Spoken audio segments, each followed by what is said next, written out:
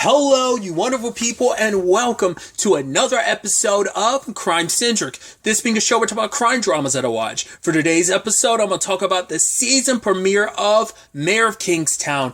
A great season premiere. A lot of really interesting things went down in this episode, so let's break it down. After the season finale last season, I don't think it ever really crossed my mind what the aftermath of Kingstown was going to look like after everything. And it's like, yo, the power scale and structure completely, it's not even off kilter, it's completely shattered. The way the prison looks, they got the inmates out in camps, they're not even like in the prison, because I'm sure like there's so much structural damage after everything went down last season, that it's like, yeah, we need to organize and figure this out. They got to check out all the bodies, they got to figure out who's who's alive, who's dead. They're still picking up bodies out of crevices in the prison.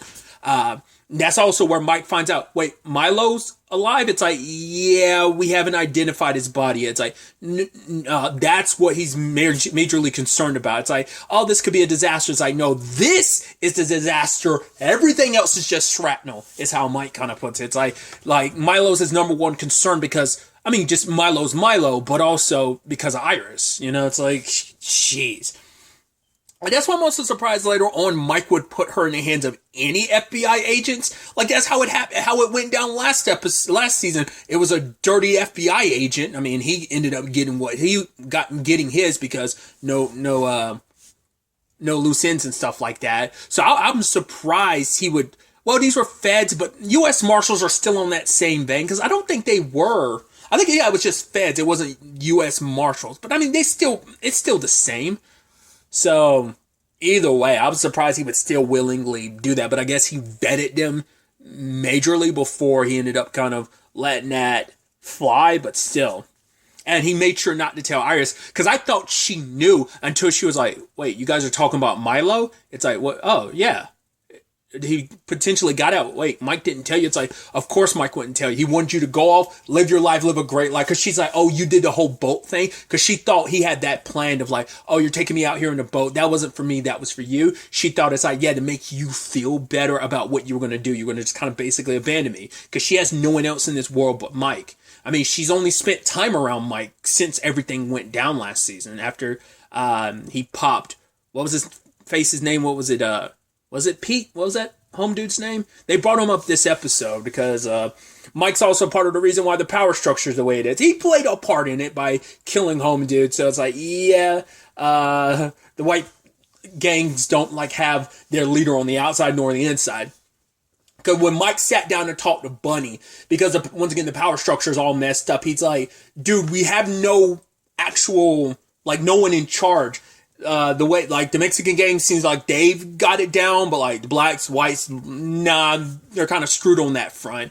Because the way Bunny puts it, it's like, yo, there is no like, oh, second in command gonna rise up. It's like most of our good people were killed, and the only ones left are those who nobody want in charge right now. So they kind of have no choice. It's like, yeah, choosing a new captain to run things in the prison. It's like new boss to like run things. It's like, that's not just something you kind of rise to that occasion. You don't just like, it's not just a decision made all willy nilly. There has to be thought put in it. But obviously it's like the guards are letting so much stuff go down. Like that guy getting jumped, like the other guy tried to help him out, but they got jumped and I can only assume his balls exploded. They must have ruptured, like his nuts had to have gotten like exploded because there was blood down there. It was like, it made me grab my own nutsack, dude. I was like, no. I was like, I can't handle that. Thinking about it, dude, I'm literally recording this and like, it feels like my nuts are getting stomped on. It's like, Jesus, dude. It's like, I made a nerd mode talking about how brutal this show is, and it just feels like, bam, right back into it, just the brutality of it all. Hell, home dude, they didn't even do a drive-by. They popped off on their car, and then they put a dog in there, which the dog rips you to pieces, and then, like, it's continuing to eat the guy. So Stevie and Ian are like, so what should we do? There's a lot of cameras around. It's like, yeah, people aren't going to be too happy about us popping off on an animal, but it's like, yeah, this is an animal that's going to kill somebody, so eventually it's going to get out. We're going to have to pop it anyway. So, like, Ian unloaded everything into that dog, which sucks. But to be fair, that thing was a killer, bro. It killed the dude, and it's still chomping on his dead body. It's like, yeah. And even Mike's like, what the hell? Like, why didn't you give me any heads up or something? He's like, I love him being like, I'm going to go out on a limb and say this was gang related. So, also Robert hit one of, Bunny's cooking spots, but that's because like a rival game. But they say specifically, it was like a blood like ratted him out, and Bunny's like, "Oh, okay." He's like, "Bet I got you. Like, oh, they gonna like rat out on me. Don't worry, I got something for them. I'm gonna basically get the cops all up in their business." But it's like, yeah, we can't do this tit for tat thing. Like everybody just like keep calm.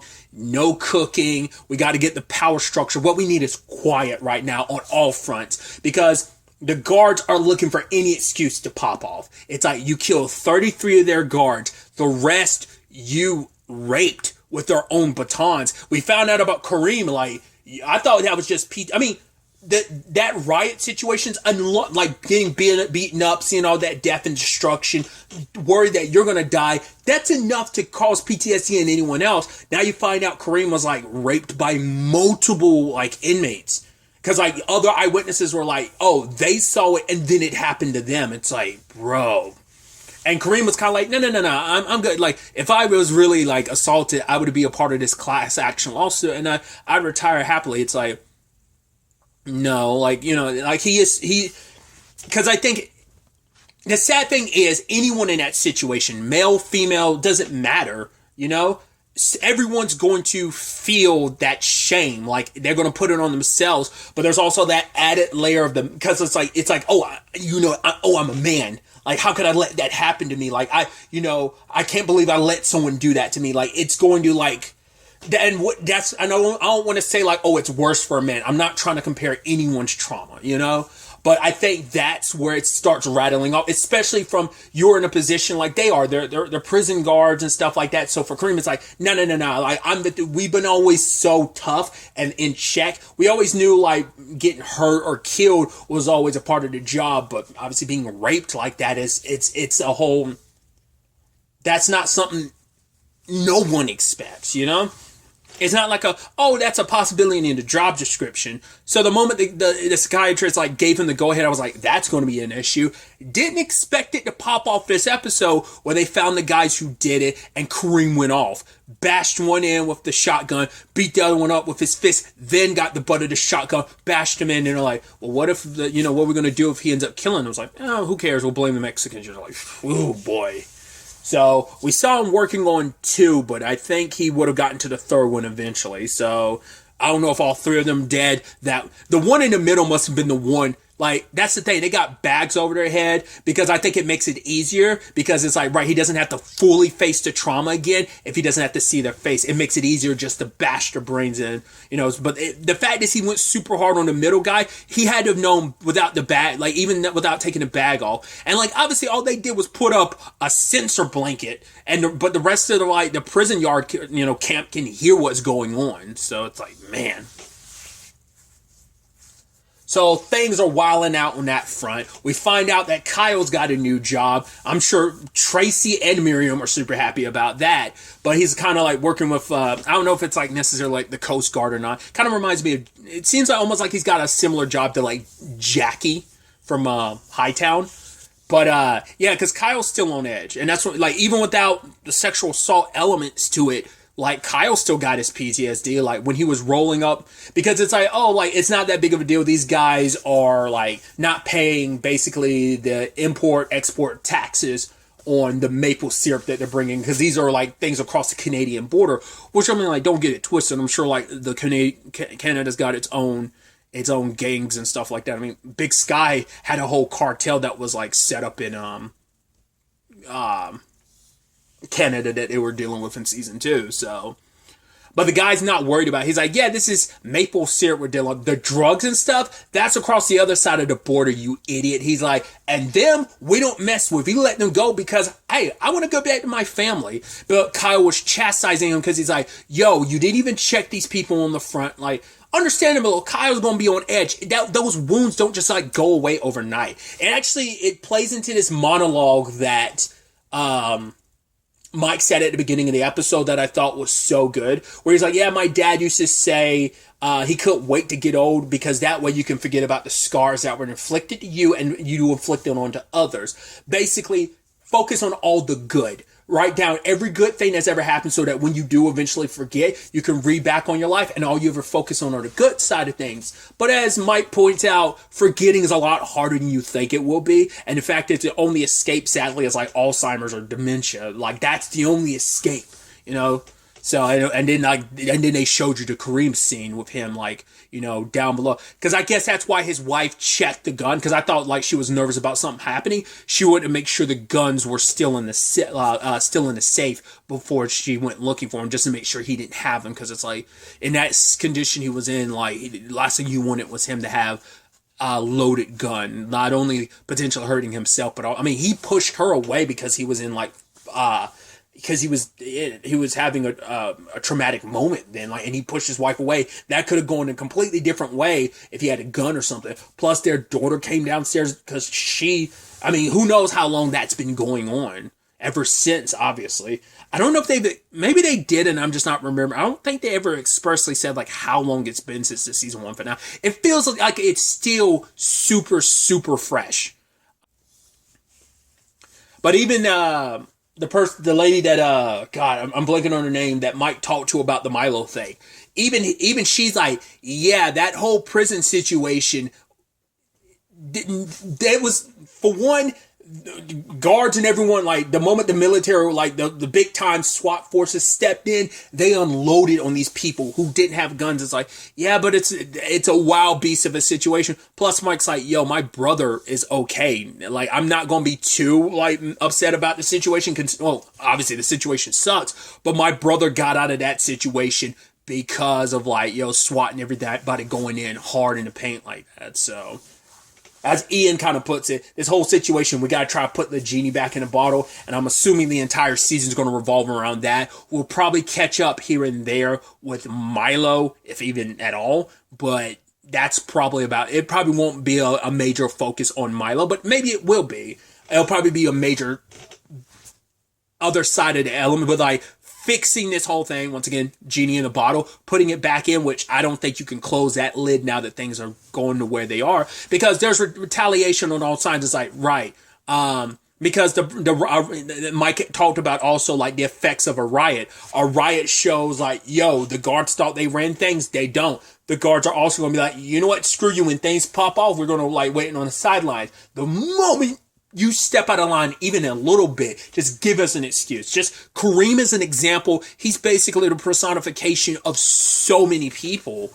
And what that looks like. Eventually, word's probably going to get back to Mike about that, especially when Mike is doing everything he can to mediate this, let's face it, clusterfuck that is this situation.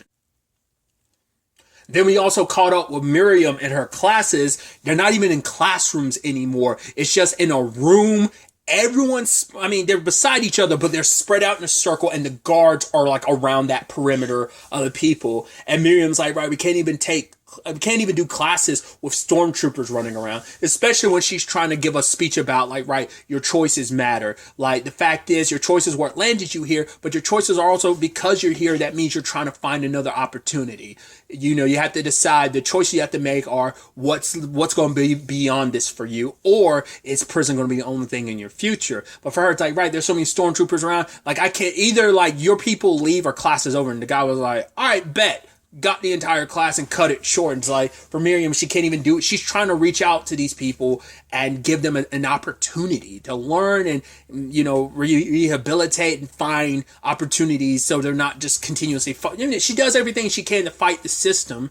Then she gets robbed by some kid, and the moment he took her wallet, I thought he would have saw who she was. And McClunsky, I was like, yo, you're Mike's mom. I thought that would, but he probably, who knows what that kid knows.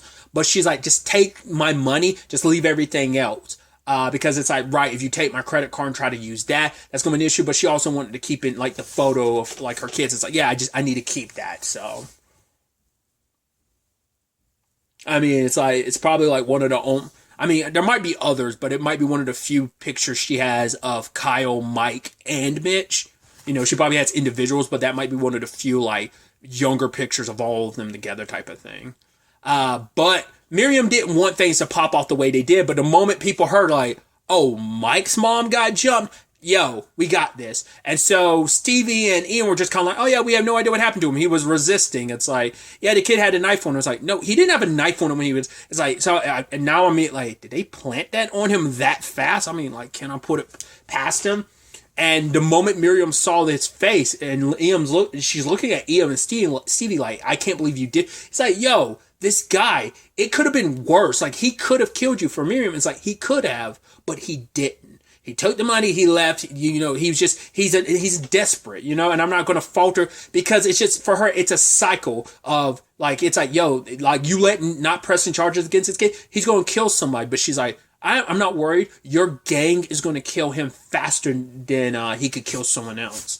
And so that, and it's like, right, don't let Mike or Kyle know, but and Ian, it was like, yo, me and Stevie super aren't okay with this, because it's like, yeah, you're practically our mom too. So, oh yeah, speaking of Stevie too, he asked Mike to like, yo, we got, Pete's phone records. Like, the last person he talked to was you. Like, we don't have the phone, sure, but those records are somewhere, there's a digital record of that. So it's like, yeah, clean a slate, because like Stevie wanted to know like how much am I clearing away. It's like, just clear everything away so no one knows like what really, really went down and stuff like that. So I'm sure Mike and Kyle probably won't know because their mom will probably do everything she can to cover that up. I mean, who knows how often he goes around his mom, so she might be able to kind of dodge that for a little while. Same thing for Kyle, maybe. We'll see. That probably will become an issue. I think especially with everything that's going down, it's like, she's probably like, I mean, it's just, like I said, there's just, I even said it in my nerd mode, and it ends up being, there's so many fires. There are so many fires right now, and it's hard to put them out. So, and our ending has Iris showing up back at Mike's, being like, Milo, he's out, isn't he? And he's like, I don't know. But what's your heart say? I try not to listen to it. But what does it say? And he's like, it says that, yeah, he's out. And it's like, oh boy. Dude. I've not watched a trailer for this season, and obviously I wasn't going to, and I'm not going to now. So I have no idea what even potentially expect from the season, and I want to keep it that way. Don't let me know what's up. I'm going to avoid the previews like crazy, but I'm so excited to have Mayor Kingstown back. Obviously, you got to talk about the situation too with Jeremy Renner. I've not looked up on the more recent updates. I heard something that I won't quote because I'm like, wait, I don't know if that was like verified or was that someone like spitballing saying something like being hyperbolic. But like, that's why I don't want to comment on it. But it's like, last time I checked, like, he was doing better. It's still a crappy situation. Speedy recovery. Best wishes to him and his family. I don't know whether they didn't finish filming this season or what. Because like, I think there's only, at least when I checked on IMDb, there was only like 6 episodes. So I wonder, are they breaking this season up?